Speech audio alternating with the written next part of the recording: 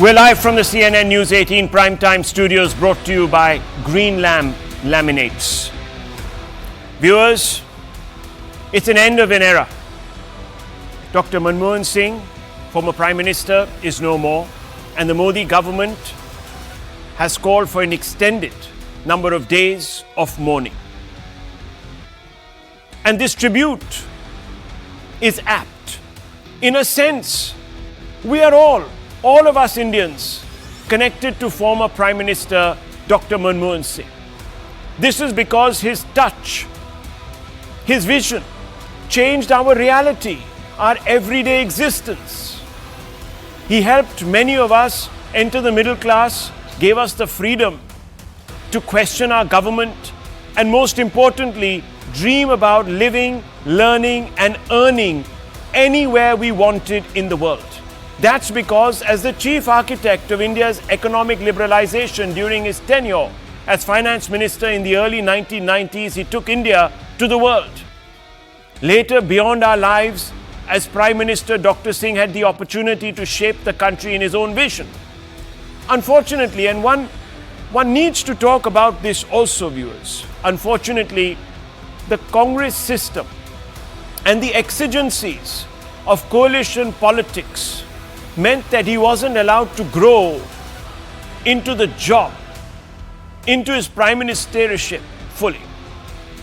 This meant that unlike his tenure as FM between 1991 and 1996, his tenure in office as Prime Minister in 2014, which ended in 2014, was to end in myriad questions being asked of him on many fronts. This led him to hope that history would judge him kindly. And the question then that arises today, on this sad day, is whether it has indeed, or whether it will judge him kindly. Let's speak to some distinguished colleagues, protégés, and even critics of Dr. Singh to get an answer and examine Dr. Singh's mixed legacy. Though a legacy, viewers, that in the first iteration as finance minister has infinitively changed, as I began by saying, our reality. And I want to first begin with Mr. Montek Singh Ahluwalia, who was the former deputy chairman of the Planning Commission and key member of Manmohan Singh's team that brought in liberalization. We will also speak with N.K. Singh, former chairman of the 15th Finance Commission, who actually, in a sense, was part of the earlier administration and then came in for just a month or so before Dr. Manmohan Singh decided that he wanted some of his own team when he became the Prime Minister. We also have Salman Khurshid, who was a colleague of Dr. Manmohan Singh in the 1991 Narasimha Rao cabinet, and also was External Affairs Minister, viewers, in the UPA years.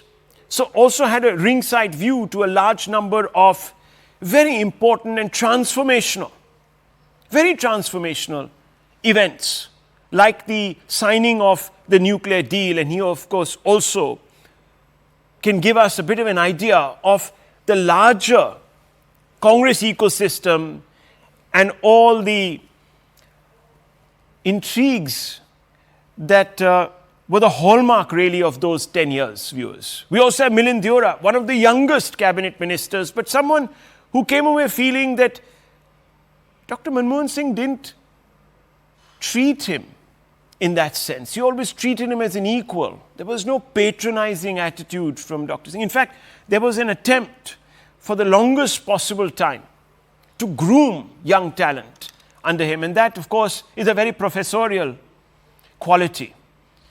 Urjit Patel, the ex-governor of the RBI, another individual who would have tried to implement some of those path-breaking reforms that the FM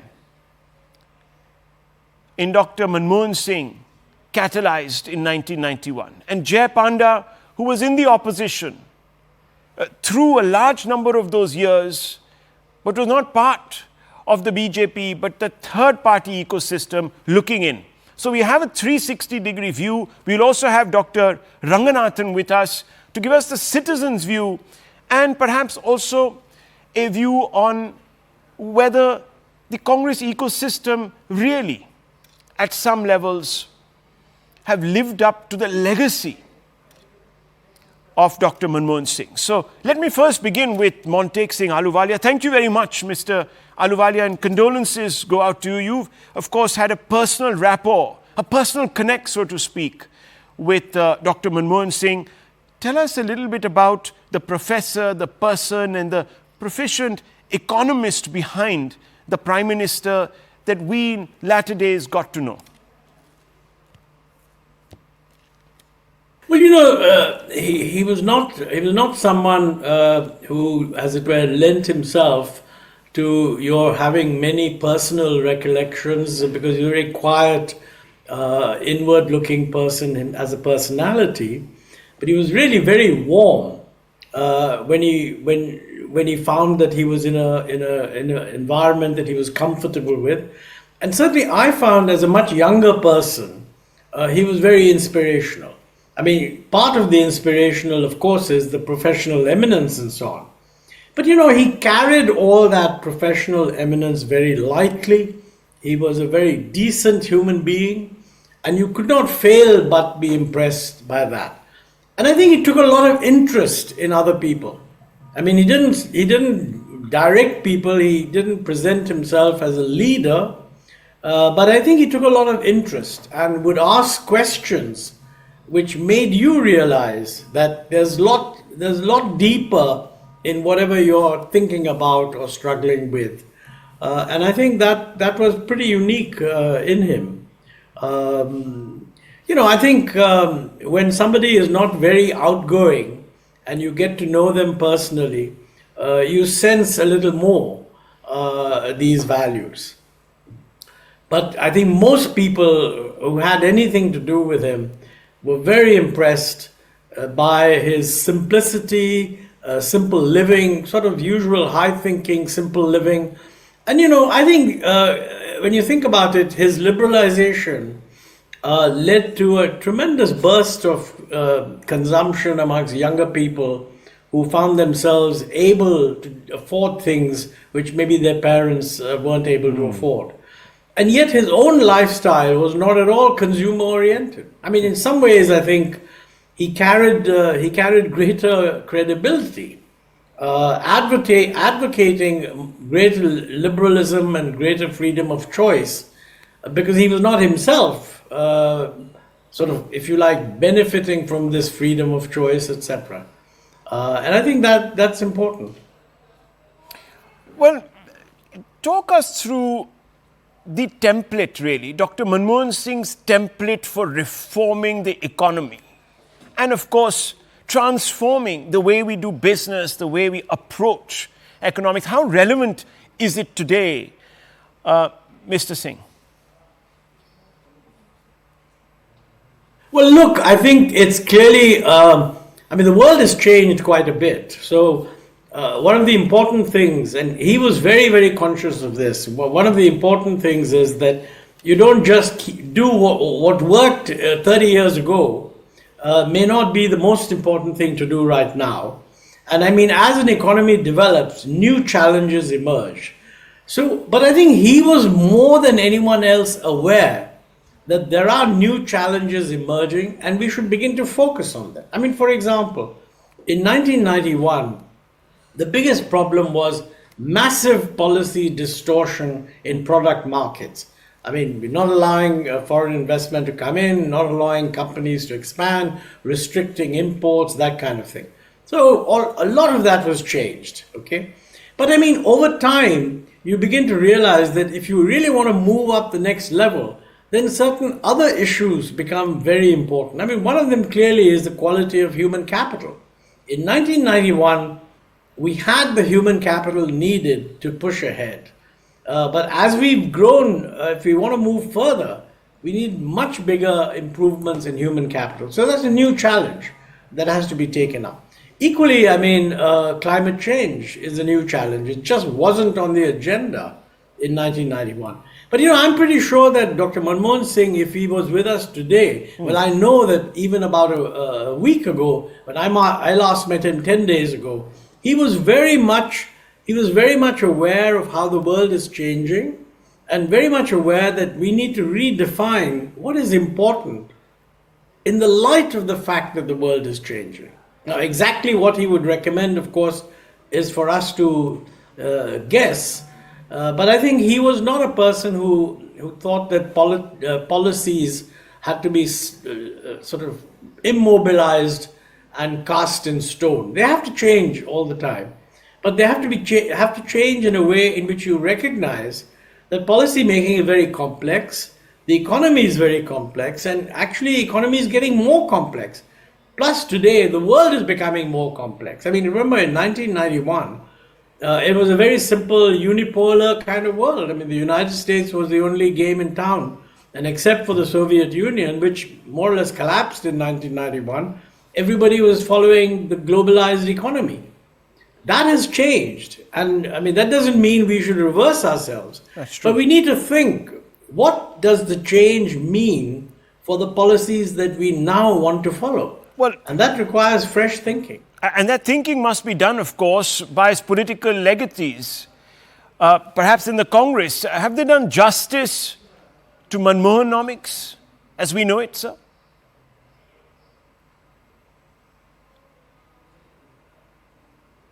Well, he himself said history will be kinder to me than at one point when everybody was focusing on whatever little problems there were. And I think that's already true. I mean, if you look at the newspapers today, the summary view of Dr. Manmohan Singh's contributions are very clearly laid out. So I think his legacy is pretty safe right now, if you ask me.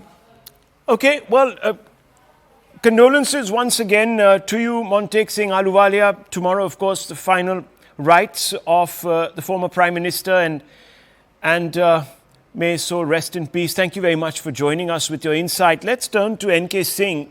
He needs no introduction, viewers.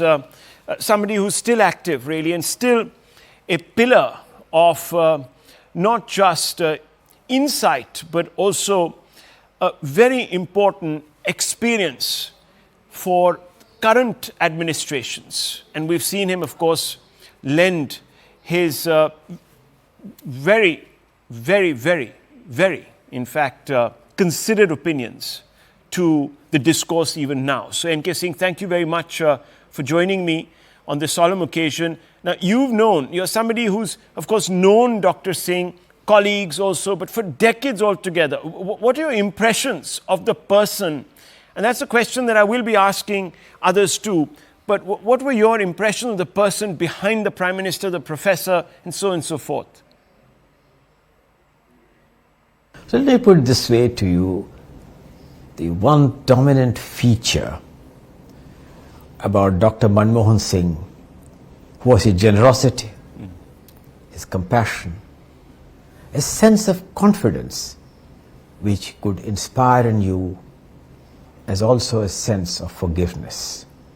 He was unswavering in his image and the vision, but he would tolerate faults, forgive aberrations, as he always looked to the big picture. Above all, he inspired trust, not only of those who worked with him, but in a much wider circle, as being a man to whom his integrity mattered more than anything else. His simplicity and abstemiousness was almost disarming. I have, Rahul, a rather hilarious incident once which I might mention to you. All of a sudden, when he was the finance minister, I entered his room and he was sitting in a corner working on a speech of his.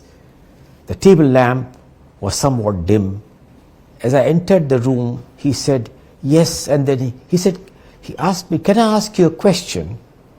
Sir, please, is my room the shabbiest room of the finance minister in Asia, so Kevin Rafferty has written in a piece.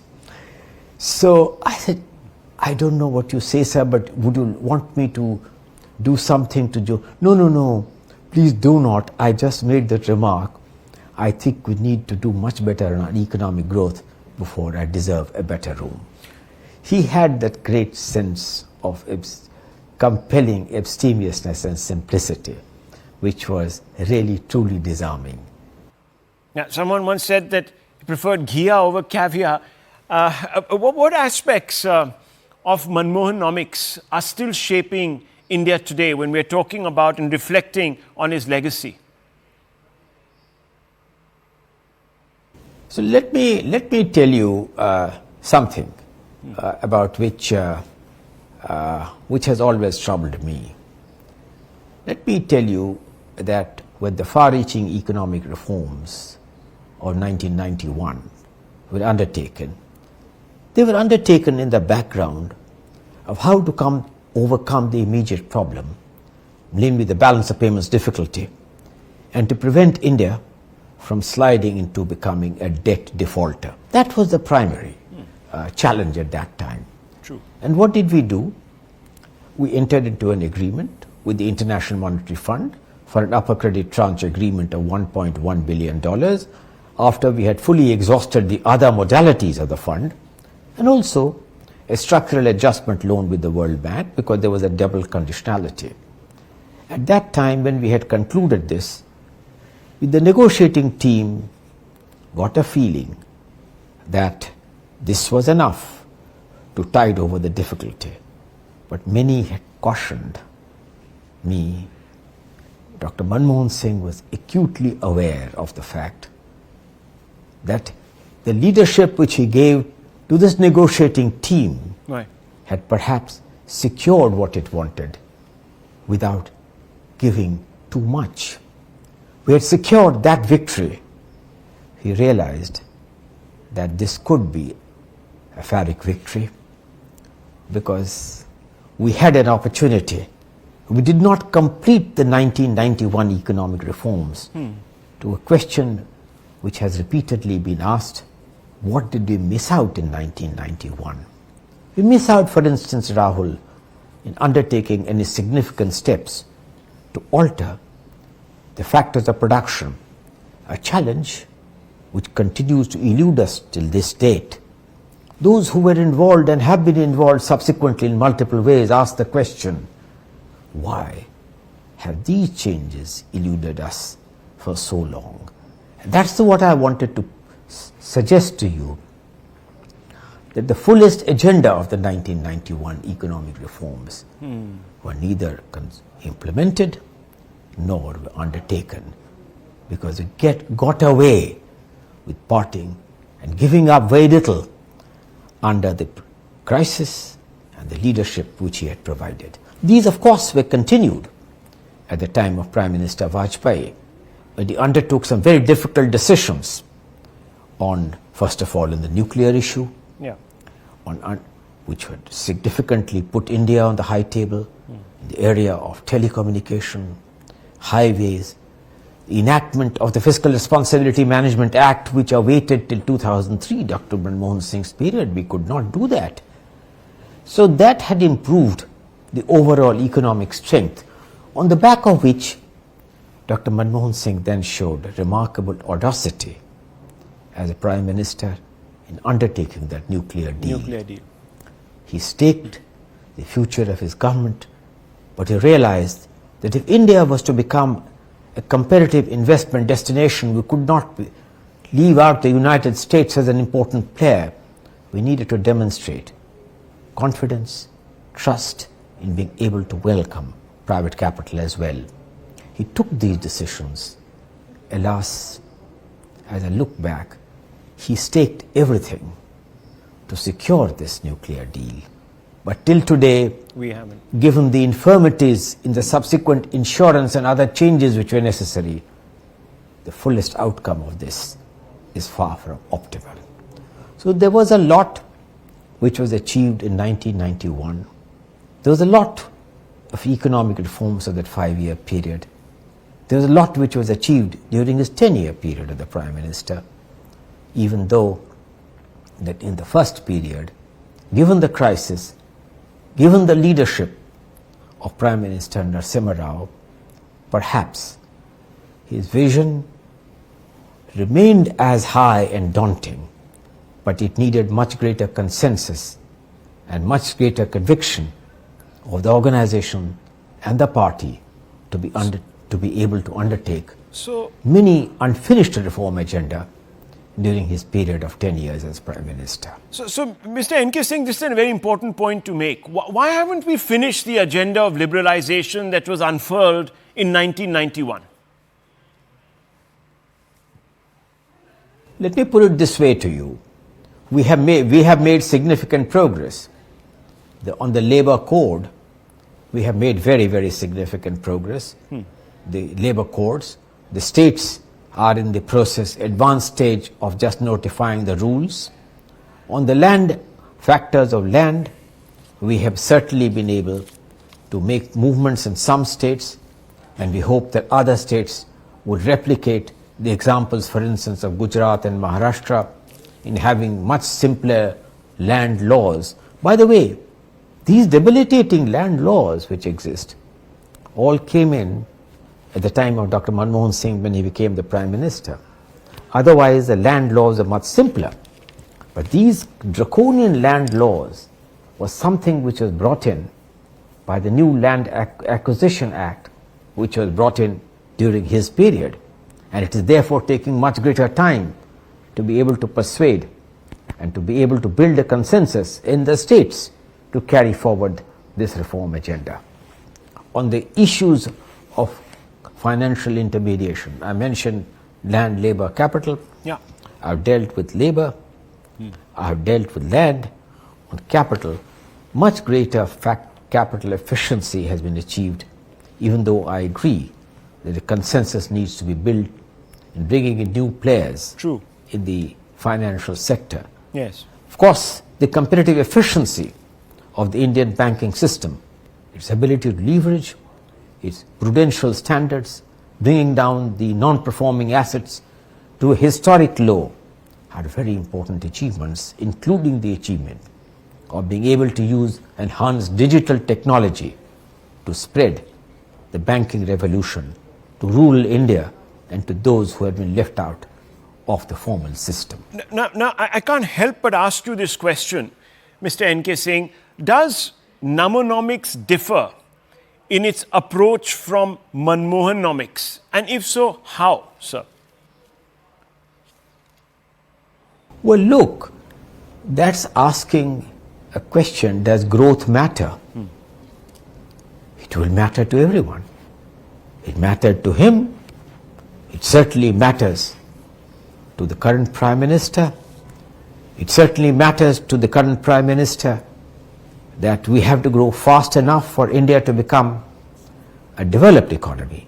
This was not a quest or a vision that was articulated in any earlier period.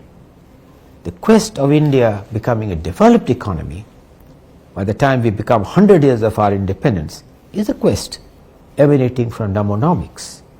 It was not a quest which existed at the time of Manmohanomics, because at that time rates of growth, which may have gone up, were growing up in a certain way. We now need to catapult those rates of growth, and we will use three important factors.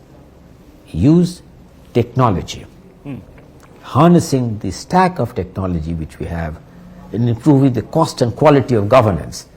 This is making a significant difference on total factor productivity, and to enable what may be called jumping the typology of growth, not making incremental changes but transformative changes by harnessing the power of technology more meaningfully to transform health, education, and above all agriculture.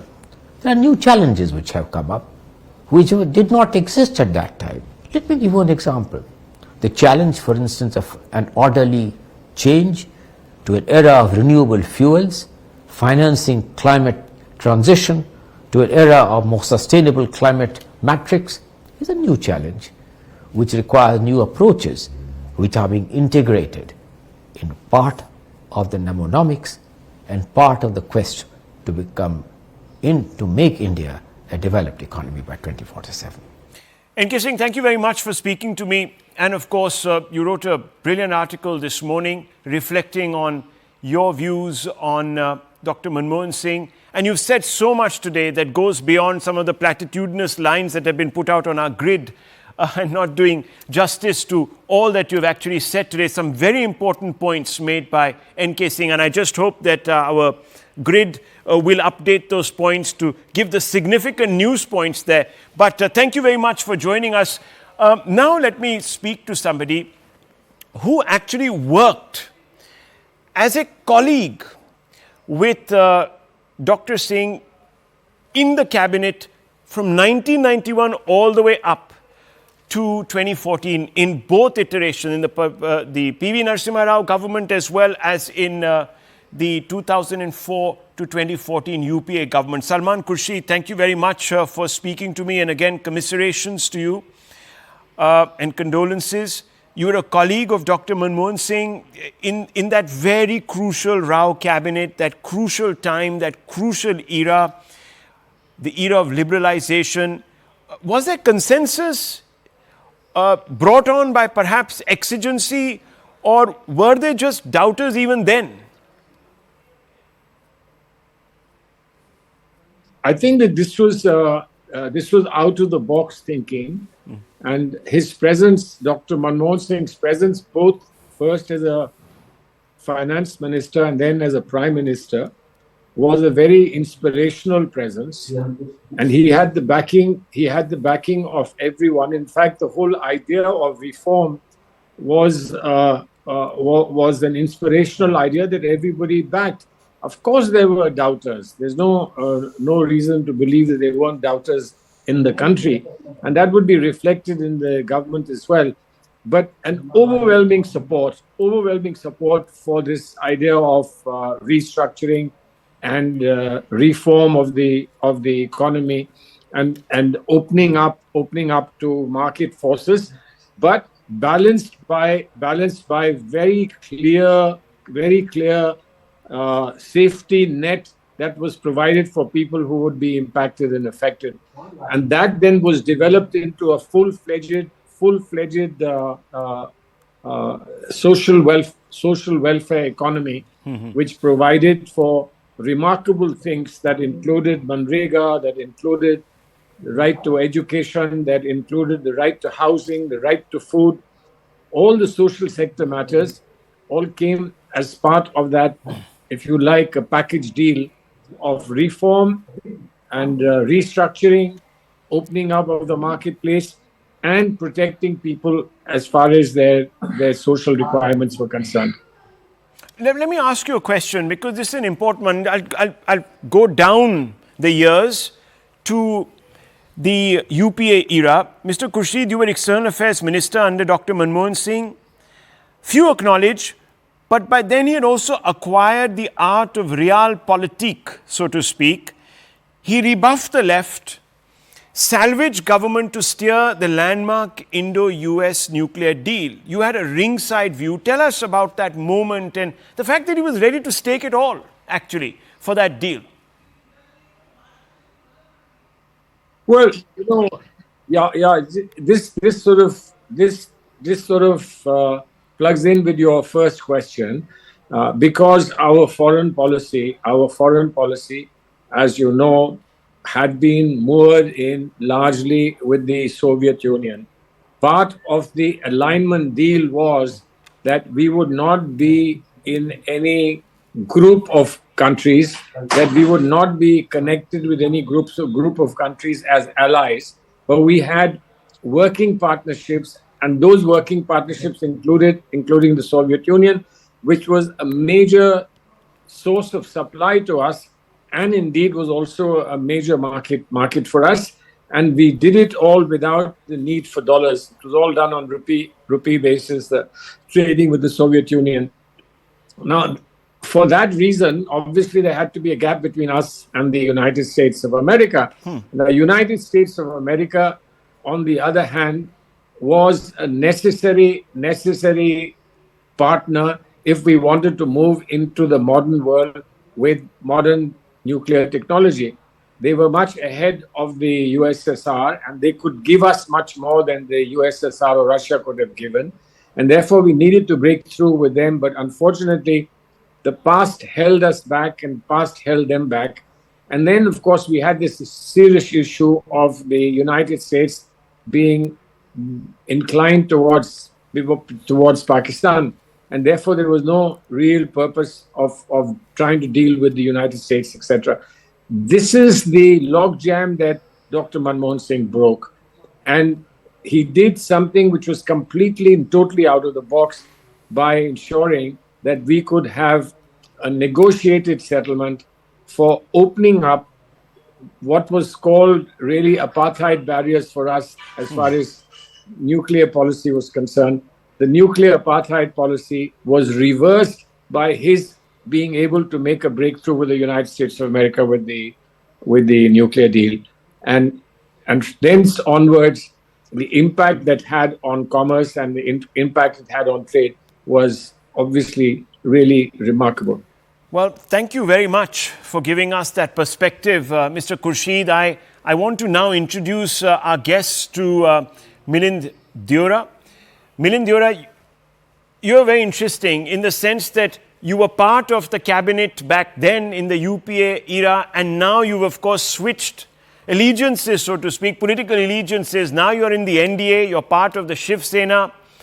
And perhaps I would like to take this conversation forward with you to the current era. Have we done justice to Dr. Manmohan Singh's legacy by following the tenets of Manmohanomics? Do they apply now? Things change so much that perhaps they don't. We heard N.K. Singh. We also heard Montek Singh, Ahluwalia. They were all talking about how perhaps a lot of those elements didn't even get implemented because of the lack of consensus even today. The political economy of that time, which sort of dissuaded, dramatic reforms, continues today. So I just wanted to ask you this question. It's a question that I think viewers will also want to hear, coming from somebody who sort of transcends regimes in some senses. I can say one thing, and I've heard many conversations between Dr. Manmohan Singh and my late father well before the UPA was formed. During the UPA era, Dr. Manmohan Singh certainly was a reformer in the classical sense. When I say a reformer in the classical sense, he genuinely believed that government should be smaller, should be more efficient.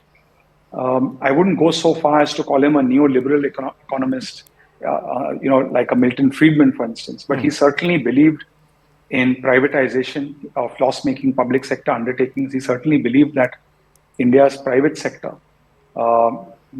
most certainly during the UPA era, that it had reached a stage where it could compete internationally, and that the private sector should be unleashed. And by in order to do that and to achieve that objective, the share of the public sector in business should reduce substantially. So he was a classical reformer, but look, there's politics also. Every politician has to keep politics in mind as well. In the first UPA, there were about 65 MPs from the left parties supporting the government. And I remember when the airport modernization plan took off, where to start with the Mumbai and Delhi airports, they were not privatized, but there was a public-private partnership. You brought in a private operator essentially, and the government still continues to own those airports, or did continue to own those airports for some time. At that point, it became a huge controversy that there's privatization, there's public-private partnerships.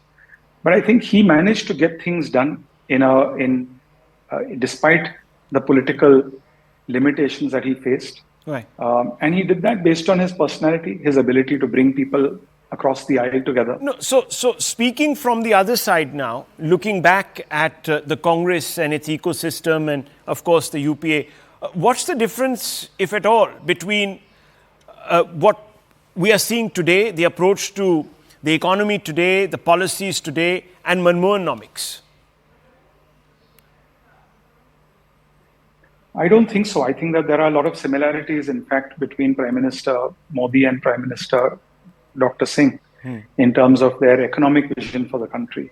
I don't think there's much of a difference. I think there's a difference, unfortunately, between Dr. Singh's economic vision and the current Congress party's economic vision for the country. Okay. That's a separate issue. That's more of a political issue. But I don't see any difference. I think there's continuity, in fact. In fact, I would go back as to say that from the era of Prime Minister Narasimha Rao, a few prime ministers in between, we had many prime ministers in between Prime Minister Narasimha Rao and Prime Minister Vajpayee, who may have had a different economic view. But then I think Vajpayee ji continued that agenda. Dr. Manmohan Singh had a similar economic vision. Prime Minister Narendra Modi ji has a similar economic vision, which is essentially to unleash India's private sector, allow us to compete globally, strengthen the public sector wherever it can be strengthened, and truly enable the common person, whether it's with the use of technology, whether it's to disintermediate government. And Aadhaar is a good example of that. Aadhaar is a project which, or GST also, which was conceived and implemented by different governments from different political ideologies, but with the aim of making India more competitive, and B, disintermediating government where it's inefficient, to ensure that public services reach the common citizen without any corruption. So I think there's a lot of similarity, but sadly my erstwhile party has, I think, drifted away from the idea of. No, so let me just press you on that. Are you saying that the Congress needs to do more to honor Manmohanomics and Manmohan Singh's legacy? Well, again, that's for the Congress to decide what they want to do or don't want to do and where the country is headed. In my opinion, the country is aspirational. Whether you live in a village, you live in a city, people want India to move forward. People are aware of what's happening around the world. People are aware of India's private sector, public sector efficiencies and inefficiencies in both. And I think that the public of India will reward parties and leaders who undertake economic reforms that empower them. There are many examples of that. The insurance bill, for instance. Yeah. When the insurance bill, my father was chairman of the finance committee when Yashwant Sinha was finance minister. And they worked together across parties to pass the insurance bill. And at that time, the unions of LIC and GIC were saying that these companies will die. But in fact, LIC and GIC's business has grown substantially over the last 20 years of bringing in the insurance bill. Of course, their market share is reduced because they were a monopoly. They're 100% market share, but their market share is reduced, but their business has grown. Yeah. In fact, there are more employees that they've hired. So I believe, and who has benefited the most, more than LIC and GIC, ultimately you and I, the consumer, the Indian citizen has benefited. Yeah, I started by saying that. I think economic reforms are here to stay.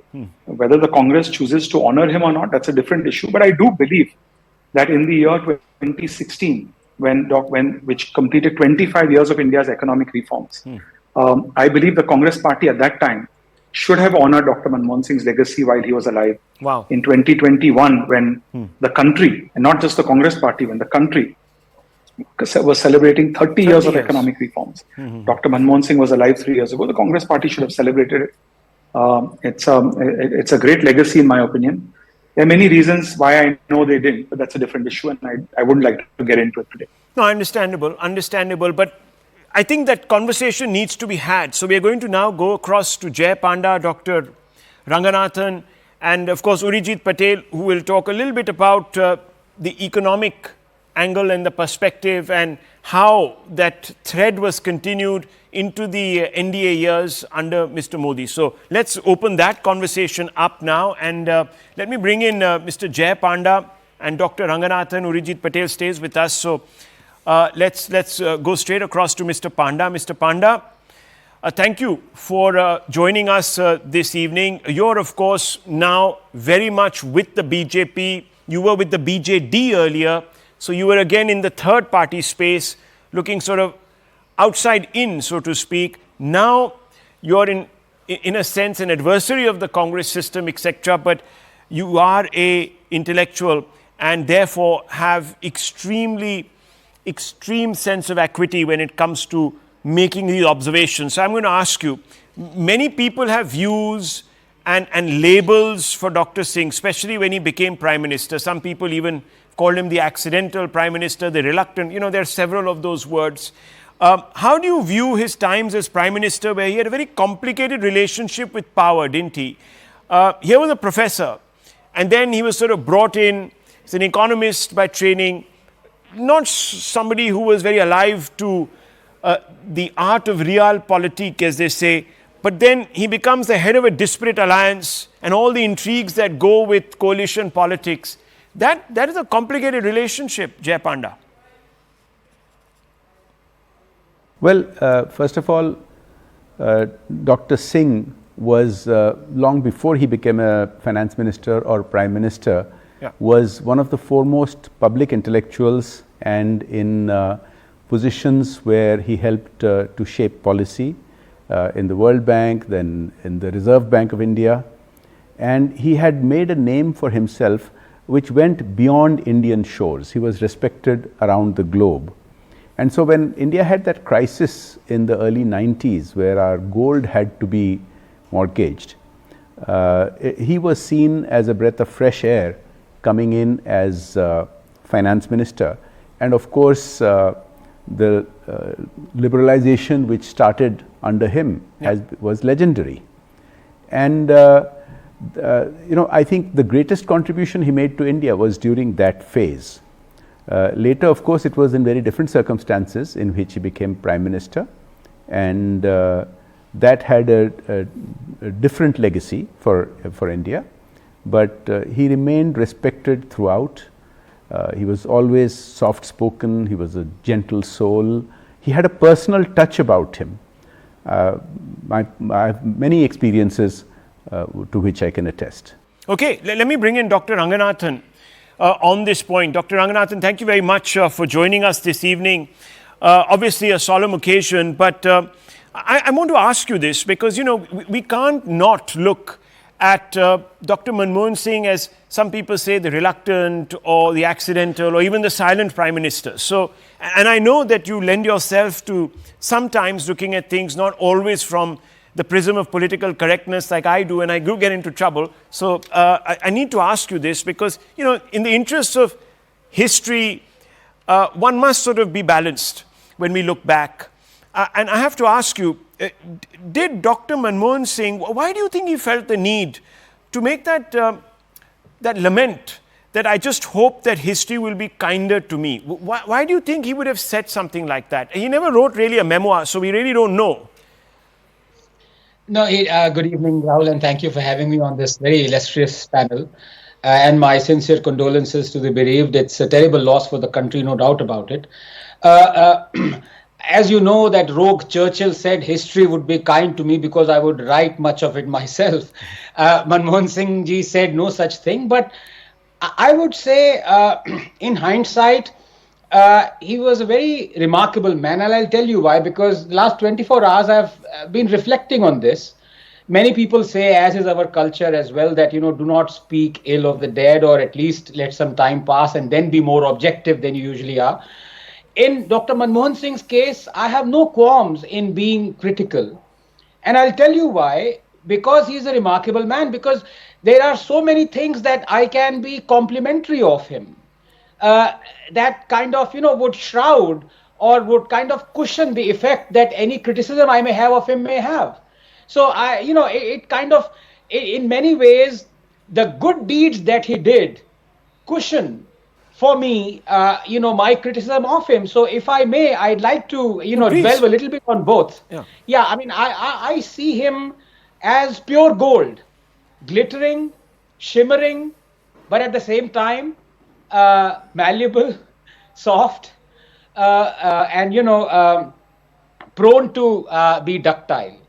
And both served him well. As an academic, absolutely brilliant, a wrangler, which is a double first from Cambridge, a rarest of the rare, top-notch scholar, economist. India needed him. The nation is grateful because he pulled us out. Some may say the reforms were forced by other hands, visible or invisible. Be that as it may, he was on the ground. He pulled us out of the black hole and he dragged us out into the right direction. Whatever we are right now, all our health indices, everything else is because of those economic reforms. So the nation is grateful. The nation would always be grateful. That's my compliments of him, and that's in no small measure. I think if whatever he achieved there, if a man had achieved that much, man would be content, right?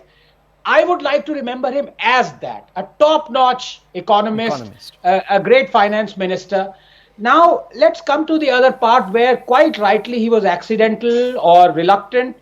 He did a lot of things that, I would find that a leader should not do. Obviously, he himself invented the phrase coalition dharma, and under the garb of coalition dharma, he looked the other way when corruption happened unabated. He let others rule the country, quote unquote, in many ways, literally so. PMO became somebody else's territory. In the wake of 26/11, when our air chief wanted to bomb terror hideouts in Pakistan, he did not give permission. We know what happened in Sharm el-Sheikh. Of course, there was a silver lining in the nuclear deal where he stood his ground, which was great. But at the same time, when we talk of honesty, personally, I would say he was as honest as our current Prime Minister. That is, there is no lanchan, if I may use that Hindi word, taint on him personally.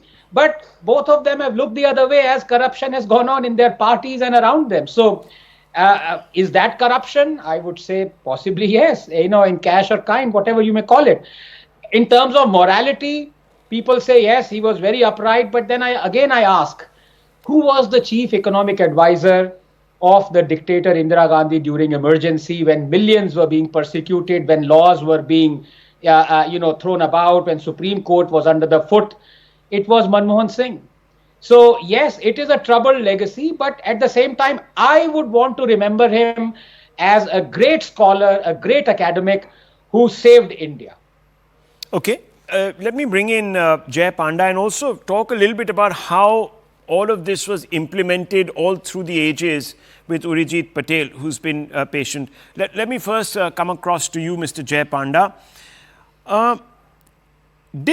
Now, this is a straight question. Did the 10 Janpath ecosystem prevent Dr. Singh from growing into the job, so to speak? There was this, NAC, parallel government, whatever. There was always this feeling that someone else held the remote. Well, look, let's be very clear. He was not a politician that came from the grassroots. He was not a frontline politician in that sense.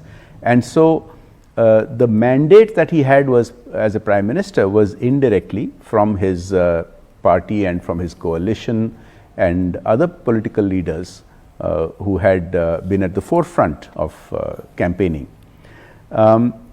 So, the kind of mandate that he had, I think, you couldn't compare that with others who have held the position of Prime Minister. Now, as Finance Minister, he had a different kind of mandate, where Prime Minister Narasimha Rao took care of fielding the political aspects of the responsibilities, and Dr. Singh focused on doing what he did best, which was to bring about very dramatic policy changes. Now, as Prime Minister, of course, he was caught in a situation where, apart from his own party, the coalition dynamics of that era was such that anybody was going to be buffeted around a lot. And you could see that in the day-to-day functioning. We saw that in Parliament. You saw many aspects of a technocrat trying to handle things in a technocratic manner, whereas the political reality was something that required a very different kind of handling. Now, throughout all of that, as I said, he remained respected. Now, I remember when the civil nuclear deal with the United States was in the offing, it was a very sensitive matter, both in India as well as in the US. But he took care to articulate his thoughts, his ideas, and his dreams. And even though I was a relatively junior member of Parliament, that was about 20 years ago, he took the time to reach out to people like us and explain the rationale for what he was doing. He always came across as sincere. Sincere. And he probably also got the hang of trying to sort of work the system and build these bridges across political chasms. So let me bring in Mr. Patel. We heard N.K. Singh, and he made, and of course we read his piece this morning also, and he said that Dr. Manmohan Singh was conscious, and I quote him, of the limits of India's political economy of change, unquote. He was aware that a government first needed to survive to reform. Those limits applied, even when as Prime Minister the compulsive reformer in him seemed shackled due to the transactionalism of coalition politics. Would you agree, Mr. Patel? Well, I think that what happens is that every generation of reforms becomes more difficult, not easier. And we have had 30 years over this, and what we undertook in the first 20 years is almost by definition relatively less difficult than what we had to do subsequently. Now, just to talk about the political economy, I mean, everyone agrees that much of the changes that we need to reduce the transaction costs of doing business in India, and by that I mean the overall costs of what a businessman has to go through, that a lot of those changes are now required at the level of each individual states, and almost by definition that becomes more difficult. So I think what Dr. N.K. Singh said about the political economy is correct. And that comes about precisely because more and more stakeholders have to be taken on board. And yet we accomplished things that were started in the 90s, including indirect tax reform, right? A nationwide VAT and GST were envisioned by people like Dr. Raja Chalaya and Dr. Manmohan Singh, and that has come to pass. I mean, I think it's a remarkable achievement. Okay, then let me bring in Dr. Ranganathan. Dr. Ranganathan, has the post-2014 analysis of Dr. Singh's legacy been fair? I mean, was his tenure as Prime Minister judged too unkindly? Let me just put it bluntly. It depends who judged it. I judged it unkindly, but I would say I was very fair, because from 2004 to 2009, a lot of good things happened under his watch. But from 2009, his second term, I'm afraid he just turned into, pun notwithstanding, Bhishma Pitama, on a bed of arrows, and he just watched things, and everything that we know that could go wrong with governments actually did. No, but many people say that some of the talk about scams, etc., and I'm not being an apologist in any which way, but some people say that, look, it was all a notional scams, notional corruption. You know, the pun, since you are into punning, notional being the term that Mr. Sibal introduced at that time with regards to the 2G scandal. Yes. No, but I mean, scams did take place. Corruption did happen. I mean, yes, you could say the extent of which might have been exaggerated by some, no doubt about it. But it also remains the case that the power was not actually held by him. And I'm not even going into cases where blatantly anti-Hindu bills were being promulgated, about to be, for example, communal violence bill, as you know. He continued a lot of the acts through which Hindus are discriminated. So Waqf Act continued, Place of Worship Act continued, RTE 93rd Amendment was brought in under his watch, that, made the obligation only on Hindu-run schools to give reservations. So many things, UCC wasn't brought to the fore. So many things happened that, of course, we are talking about half the, or very early nascent age of social media. So the criticism was also cushioned. The media was with him, as we know traditionally. So he led a charmed first term. Second term, as he himself rightly put it, coalition dharma, he was a prisoner to how dirty politics can be. And I certainly hold it against him that he did not stand up. But as I said, I do not expect anything more from Dr. Manmohan Singh. He has delivered enough by being a brilliant academic. And I, as a fellow academic, would understand his brilliance.